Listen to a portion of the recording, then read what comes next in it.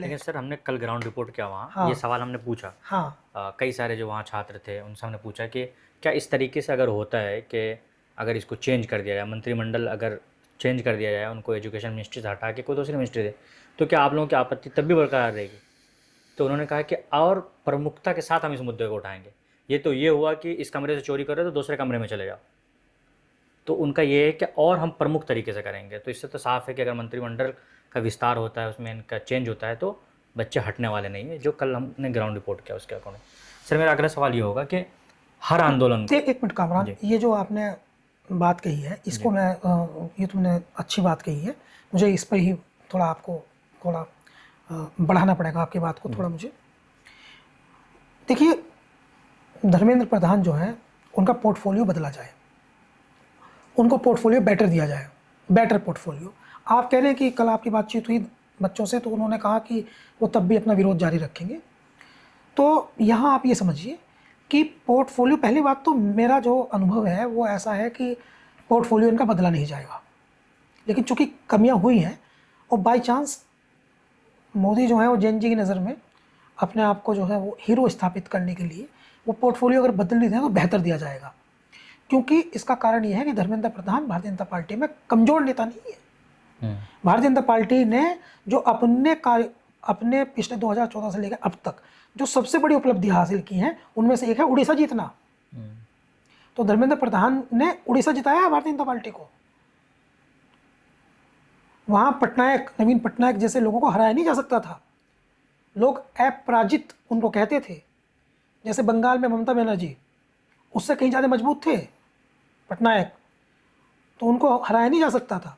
तो ऐसी स्थिति में उड़ीसा धर्मेंद्र प्रधान ने जिताया, और हटाना उनको यहाँ से उनको अपमानित करने जैसा होगा। तो ऐसा तो वो भी नहीं होने देंगे। तो कल क्या करेंगे क्या नहीं करेंगे, जोश तो दिखाई दे रहा है। लेकिन फिर मैंने आंदोलन में मैंने नोटिफाई भी किया, इनके पास में कोई फुल प्रूफ योजना नहीं है। देश में बहुत आंदोलन हुए हैं, जेपी का हुआ, आपने सोनम वांगचुक की बात की थी अभी, इसी से रिलेट कर रहा हूँ। एक प्रतीक चाहिए होता है, एक प्रतीक। सोनम वांगचुक एक प्रतीक है, जैन जी का आइडियल है। और जो फिल्म आई थी 3 इडियट, उसमें फंक्शन भागड़ू का जो कैरेक्टर आमिर खान ने प्ले किया था, ये वही व्यक्ति है। इन्होंने कई ऐसे इतने बढ़िया काम किए लद्दाख में। जैसे लद्दाख में क्षेत्र में पानी की कमी थी, तो सोनम वांगचुक ने एक आर्टिफिशियल ग्लेशियर बना दिया, तो सर्दी में वो ग्लेशियर बन जाता था और गर्मी में पिघल करके वो पानी की कमी पूरी करता था। उन्होंने एक ऐसा स्कूल खोला वहां पर जिसमें मार्किंग नहीं होती थी। मैडम, मम्मी पूछती है ना, पिछली बार तुम्हारे कितने नंबर आए थे, करे इतने आए थे, इस बार इतने आए हैं, इस बार इतने लाने हैं। कोई सीन नहीं था उनके स्कूल में। उनके स्कूल में स्किल स्किल स्किल स्किल। वो आविष्कारक हैं, इन्वेंट करते हैं नया नया। उनका एक इन्वेंशन अभी नया आया था जिसमें सोलर से उन्होंने बनाया था फौज के लिए, कि माइनस टेम्परेचर में भी वो किस तरीके से सुरक्षित रह सकते हैं। उनका अभी करंट का इन्वेंशन ये है। हजारों हैं।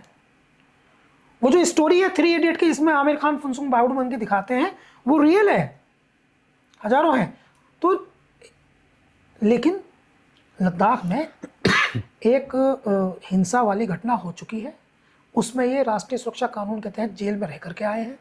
उसके बाद से अब तक फिर इनका बीच में आना, वो बहुत सारी ऐसी चीज़ें हैं जिन पर डिस्कस हो सकता है। मगर इतना है कि मैं इस प्रोटेस्ट को सामान्य प्रोटेस्ट नहीं मान रहा हूँ, और इसकी अन्ना हजारे वाले प्रोटेस्ट, रामलीला मैदान वाले प्रोटेस्ट और जेपी आंदोलन जैसे से तुलना नहीं की जा सकती है। बस इतना फ़र्क है इसमें उसमें कि इसमें जो यूथ है वो डिजिटली बहुत एक्टिव है। वो डिजिटली बहुत एक्टिव है। वो बात लोगों तक जा रही है। कई बार इस तरह की बात जो लोगों तक चली जाती है, जो नैरेटिव लोगों के मन में चला जाता है, वो समय आने पे फूटता है और वो वोटिंग पर दिखाई दे जाता है। तो इसके दूरगामी परिणाम नकारात्मक हो सकते हैं सरकार के लिए।